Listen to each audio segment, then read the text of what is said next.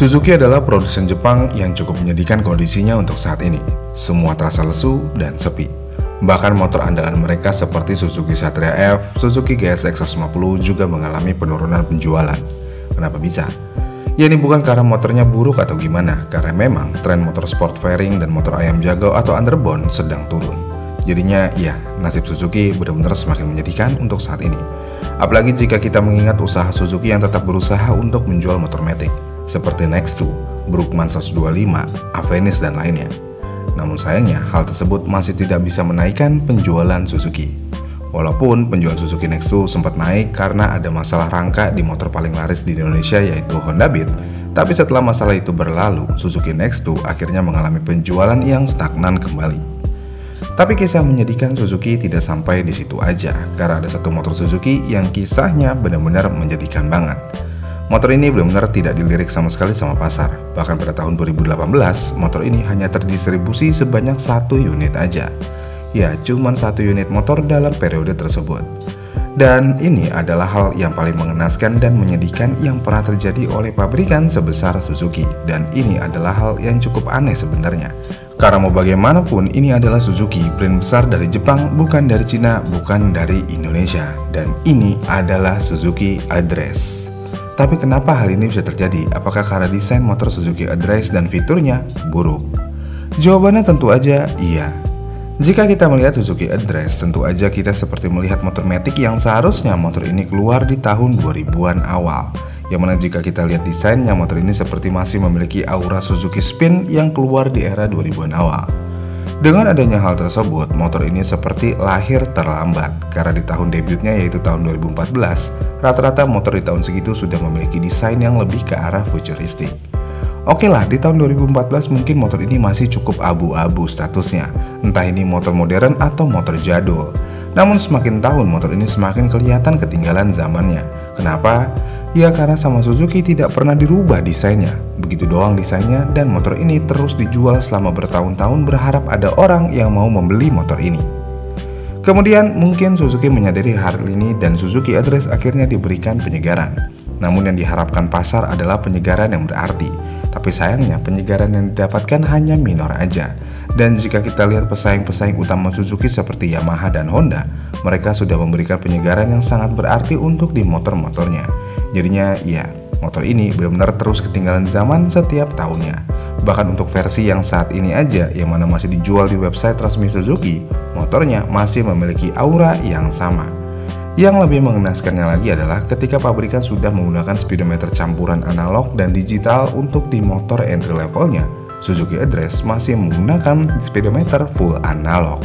Ya kalian gak salah kira, motor ini masih menggunakan full analog di tahun 2025. Apakah tidak menyedihkan? Tentu aja menyedihkan. Terlebih lagi kalau kita lihat menu fitur andalan di websitenya. Ya, fitur andalan motor ini cuma dikasih lihat emblem bertuliskan Address, bisa taruh helm, decknya rata, dan rumah kunci yang masih secure key shutter alias kunci magnet. Ya, fitur andalannya begitu doang. Udah kayak lihat brosur motor tahun 2014. Karena semua fitur tersebut sudah menjadi fitur yang cukup jadul. Bahkan speedometernya aja dan mesinnya tidak menjadi bagian dari fitur andalan motor ini. Apakah speedometernya nggak spesial? Ya tentu aja karena masih full analog. Namun bagaimana dengan mesinnya? Apakah tidak spesial juga? Jadi motor ini menggunakan mesin 113cc 4-tak SOHC dengan sistem full injeksi sesuai dengan namanya, yang memiliki kompresi 9,4:1. Dengan spesifikasi tersebut, motor ini bisa mengeluarkan tenaga di 6,9 kW atau setara dengan 9,2 horsepower di 8000 rpm. Sebenarnya mesinnya lebih baik dari Honda Beat sih, yang hanya bisa mengeluarkan tenaga di 6,8 kW atau setara dengan 9 horsepower. Kemudian selain mesinnya yang lebih baik dari Honda Beat, motor ini juga diklaim sangat irit, yang mana bisa mendapatkan konsumsi BBM 51:1. Dengan spesifikasi di atas kertasnya, motor ini terlihat lebih baik dari Honda Beat. Namun, apakah motor ini benar-benar lebih baik dari Honda Beat? Sayangnya nggak gitu. Karena sayangnya lagi, motor ini memiliki berat kosong yang cukup berat, yaitu di 97 kg. Sedangkan Honda Beat cuma punya berat di 87 kg. Dengan begitu, akselerasi akan menjadi korbannya. Dan ya, akselerasi Suzuki Address terasa biasa aja, bahkan jika disandingkan dengan Honda Beat.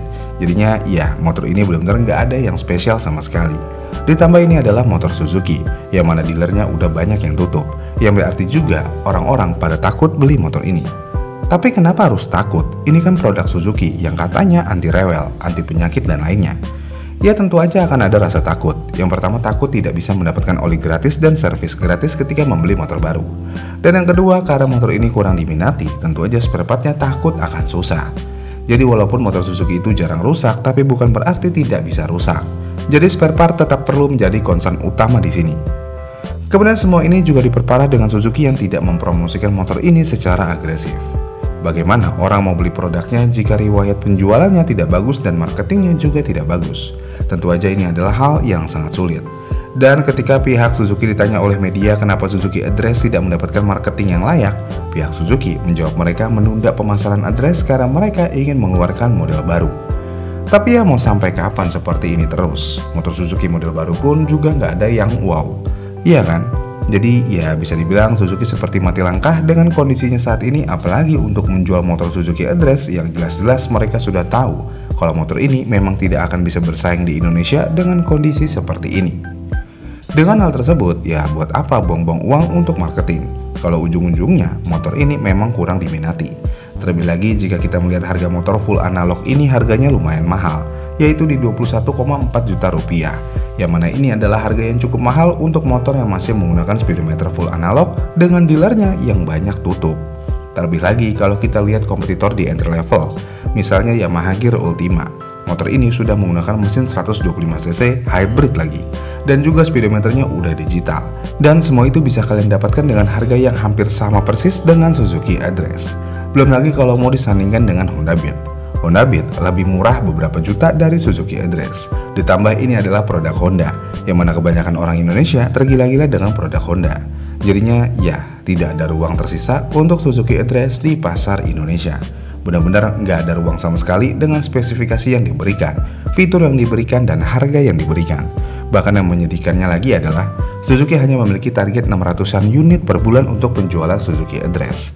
Ya, ini adalah target yang sangat rendah untuk sekelas produsen Jepang. Tapi sayangnya, target tersebut tidak pernah terpenuhi karena penjualan motor ini hanya di 200-300 unit per bulannya. Dengan kondisi ini semua, sekali lagi, ini adalah motor paling menyedihkan dari Suzuki. Ya tapi ini cuma menjadi salah satu motor menyedihkan dari Suzuki, karena ada beberapa motor menyedihkan lainnya dari Suzuki. Ya kebanyakan dari Suzuki saat ini memiliki motor yang cukup menyedihkan, bukan dari data penjualannya aja, tapi dari spesifikasi dan lainnya. Dan ini semua menggambarkan secara langsung betapa menyedihkannya Suzuki saat ini. Dan ini berbeda dengan Suzuki di era 90 dan 2000-an awal. Oh iya, ada satu fakta menarik di sini. Suzuki Address memang menyedihkan untuk di Indonesia, tapi Suzuki Address adalah salah satu motor ekspor terbaik Suzuki, yang mana Suzuki sudah mengirimkan lebih dari 30.000 unit Address ke seluruh dunia. Di sini yang bikin bingung, yang salah siapa yang nggak mau menerima Suzuki Address? Pasar Indonesia atau Suzuki Address-nya itu sendiri? Gimana nih menurut kalian? Komen di kolom komentar di bawah ya, dan sampai jumpa di video selanjutnya.